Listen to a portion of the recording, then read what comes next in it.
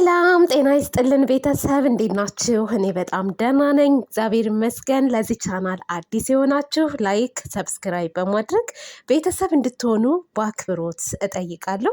በመጀመሪያ ጨረቃ ፋሚሊዎች ቡራ ሀይሚዬ እንኳን ደስ አላችሁ። እውነት በመውጣቱ እኔም በጣም ደስ ብሎኛል።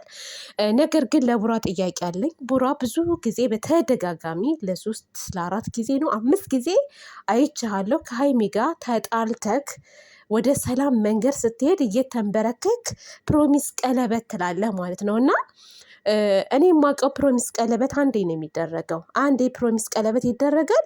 ከዛ ደግሞ የጋብቻ ቀለበት የሰርጋችሁ ጊዜ ነው የሚደረገው። እና ይሄ በተደጋጋሚ 3 4 5 ጊዜ ወንድ ልጅ ተንበርክኮ ፕሮሚስ ቀለበት ሲያደርግ አይቼ አላቅም እኔ ማለት ነው። እና ይሄ እስከ ዛሬ የምታደርግላት ምናምን ይሄ ቀልድ ሞቅ ሞቅ ለማድረግ ከሆነ ማለት ነው ከዚህ በኋላ በስነ ስርዓት የፕሮሚስ ቀለበት እሰርላት። ይህንን ነው የምልክ፣ በስነ ስርዓት ማለት ነው። ቀልድ አይደለም። የሆነ ለመሸፋፈን ምናምን ብዙ ጊዜ ፕሮሚስ ቀለበት አንዴ ነው የሚደረገው ፕሮሚስ ቀለበት።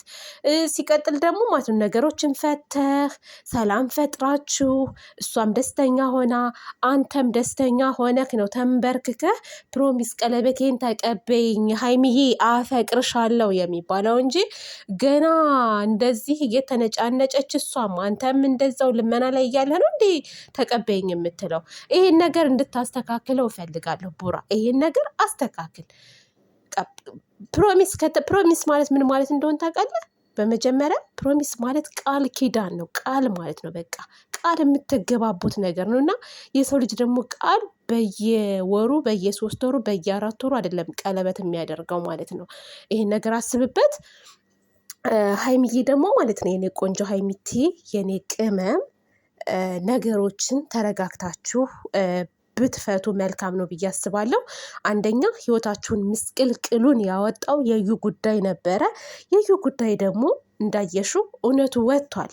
እንደውም ከሱ ይልቅ ከኦዲየንስ ይልቅ በደንብ አድርጋ የነገረችሽ ላንቺ ነው፣ ያስረዳችሽ ላንቺ ነው። አንቺም አዝነሽ ብዙ ነገሮችን ተረድተሻት እዩን እንግዲህ በሰላም ሸኝሻል ማለት ነው። ትናንትና ያው ብዙም እንትን ባትሉ እና ተረጁ ማለት ነው። ነገሮች ያናድዳሉ፣ ለጊዜው ስሜታዊ ያደርጋሉ። ነገር ግን አሁን ላይ ደግሞ እውነት ከወጣ አንተ ለኔ አትሆነኝ ምናምን አይባልም። በእርግጠኛ ሴቶች ስሜታዊ ስንሆን ማለት ነው የእውነት የምንናገረው ነገር ከባድ ነገር ነው። በቃ የሆነ በቃ የሚያናድድ የሰውን ስሜት ይነካል ብለን አናስብም ማለት ነው። እና ሀይሚቲ የኔ ጨረቃ ማለት ነው ተረጁ። ነገር ግን ስትረጁ ደግሞ ማለት ነው ራስሽን ማስከበር አለብሽ። ራስሽን ማስከበር አለብሽ። ከዚህ በኋላ ስሬስ ሆነሽ ፕሮሚስ ቀለበት ይሄ በተደጋጋሚ 3 4 5 ጊዜ አይደለም የሚደረገው። በስርዓት በክብር ማለት ነው በስርዓት በክብር ያድርግልሽ ፕሮሚስ ቀለበት። ድጋሚ ደግሞ በስነ ስርዓት ሽማግሌ ይላክ። እንዴ አንቺ መጫወቻ እኮ አይደለሽም ሀቢብቲ። ሴቶችዬ የእውነት ሁላችንም ሴቶች ማለት ነው ሁላችሁም ብትሆኑ እራሳችሁን አስከብሩ። የእውነት ነው የምላችሁ፣ እራሳችንን ማስከበር ያለብን እኛ ሴቶች ነን፣ ማንም አይደለም። ሌላ ሰው መጥቶ አይደለም ራሳችንን ቤተሰቦቻችንን የሚያስከብርልን። እና ሀይሚቲ እንደዛ አድርጌ ማለት ነው። ይቅርታውን ግን ቀለበቱን ሳይሆን እኔ ይቅርታውን ግን ተነጋግራችሁ ተረጋግታችሁ ብትፈቱትና በሰላም ወደ ሸገር ብትመለሱ መልካም ነው ብዬ አስባለሁ። ነገር ግን ኦዲየንስ እኔ ስለ ቀለበቱ ነገር በመጥፎ ነገር ሳይሆን ዝም ብላችሁ አስቡት። እውነት አስቡት። ፕሮሚስ ቀለበት የሚደረገው አንዴ ነው። ቡራ ግን ስንት ጊዜ ነው ያደረገላት ፕሮሚስ እያለ እየተንበረከከ ማለት ነው። ምን አይነት ፕሮሚስ ነው ይሄ? አዲስ ፋሽን የመጣ ነው ወይስ ምንድን ነው? ስለዚህ በስርዓት ያደርግላት። ካደረገ አንዴ ነው የሚደረገው። እና ይሄንን ነገር የእውነት ስንቴ ነው ያደረገው? እኔ ራሱ ያየሁት እንዴ እንደዛ ነው።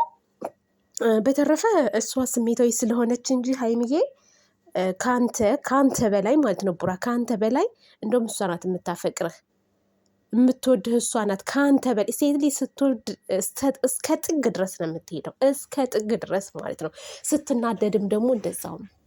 ስንናደድም ደግሞ በቃ ልባችን እኮ አይጨክንም፣ ግን ይሆናል አይደለ? በቃ ፉን ፉን ፉን እንልና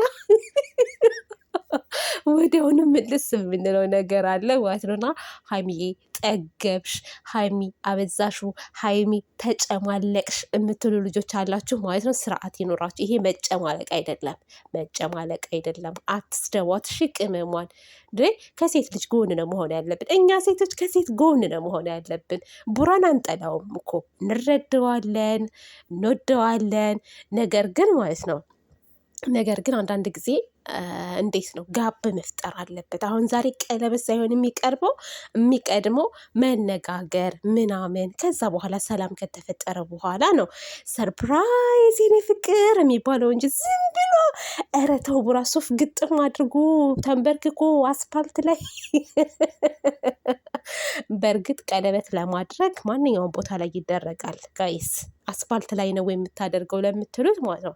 አስፓልትም ላይ ሆነ ኪችን ውስጥም ሆነ ባህርም ላይ ሆነ የፈለጋችሁት ቦታ ላይ ቀለበት ፕሮሚስ ቀለበት ማድረግ ትችላለች። የግድ ይሄ ዲኮር ምናምን ተደርጎ ተዘጋጅቶ ምናምን አይደለም ሰውን ሰርፕራይዝ ማድረግ የሚቻለው። በማንኛውም ቦታ ላይ ከልባችሁ ሆናችሁ ሰውን ማስደሰት ትችላላችሁ ማለት ነው። እና ነገር ግን ቡራ ሁሌ ድራማ አትስራ በዚህ በቀለበቱ ጉዳይ።